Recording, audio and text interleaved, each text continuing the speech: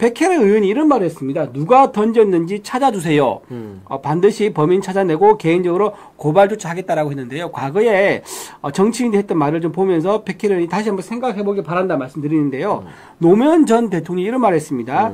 달걀을 맞아서라도 일이 풀리면 언제라도 어디에서든 맞겠다. 지금 대통령 탄핵 기각할 가능성이 점점 높아지고 있고 헌재 선고가 늦어지니 이재명이 막 발악을 하잖아요. 네. 뭐 최상목 몸조심해라 하고 막 그 한정식 집에서 최고위원회를 긴급 소집해서 헌재 소식 없냐? 선고 왜 늦어지냐? 선고 빨리 하게 하려면 내가 헌재 찾아갈까 막 이런 이야기 했다고 하잖아요. 그렇죠. 신촌에 있는 식당에 가서. 네. 근데 이재명이 이렇게 닥달을 하니까 오늘 민주당 국회의원들이 우리 국민의힘 국회의원들과 이 애국하는 국민들이 모여있는 헌재 정문 앞에 가서 대통령 파면하라고 기자회견을 했어요. 네. 한 10명이 가서.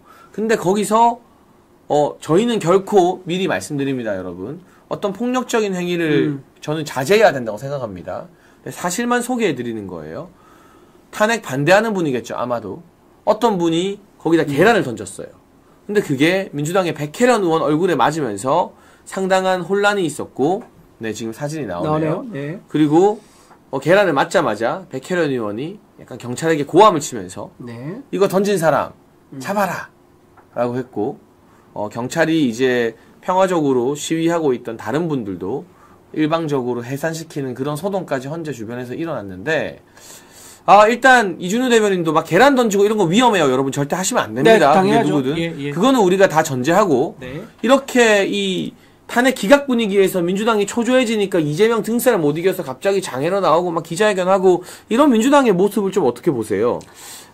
좀 할 말은 아닌 것 같아요. 지금 방탄복, 이재명 대표는 본인의 방탄복을 입으면서 어떻게 했죠?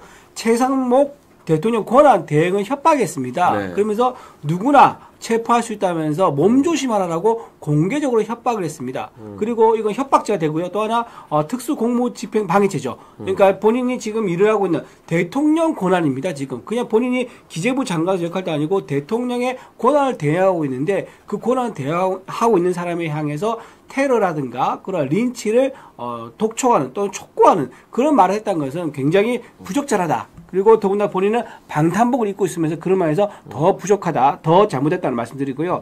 또 하나 백혜련 의원이 이런 말을 했습니다. 누가 던졌는지 찾아주세요. 반드시 범인 찾아내고 개인적으로 고발 조치하겠다라고 했는데요. 과거에 정치인이 했던 말을 좀 보면서 백혜련 의원이 다시 한번 생각해보길 바란다 말씀드리는데요. 노무현 전 대통령이 이런 말을 했습니다. 달걀을 맞아서라도 일이 풀리면 언제라도 어디에서든 맞겠다라는 말을 했었었고요. 이낙연 전 대표는 처벌하지 말아달라라고 했었었고요. 이회창 전 대표는요. 서문시장에서 계란으로 나는 마사지를 받았다라고 하면서 그걸 웃음으로 넘겼습니다. 이런 상황인데도 불구하고 과거에 정치인들은 왜 그걸 모르겠습니까? 달걀 맞으면 기분 나쁘죠. 그리고 잘못된 겁니다. 분명히 물리적인 행동은 잘못한 거지만 이런 엄중한 상황 속에서 백혜련 의원이 반드시 범인 찾아서 고발하겠다. 저는요, 이재명 대표에 찾아가서 이재명 대표에게서 어떻게 하면 좋겠는지 물어보세요. 네. 물어보시고 좀 코치를 받고 말씀하시는 게 낫겠다. 어제 이재명 대표가 뭐라고 했죠? 전 국민이 떠들썩하게 전 국민의 단톡방에서 뭐라고 말한지 아세요? 친구들끼리 서로 얘기하다가 너 몸 조심해.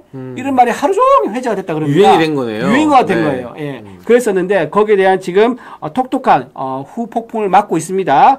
혼자 판단하지 마시고요. 이재명 대표랑 함께 어떻게 하면 좋을지 좀 물어보고 판단하시면 좋겠다 말씀드립니다.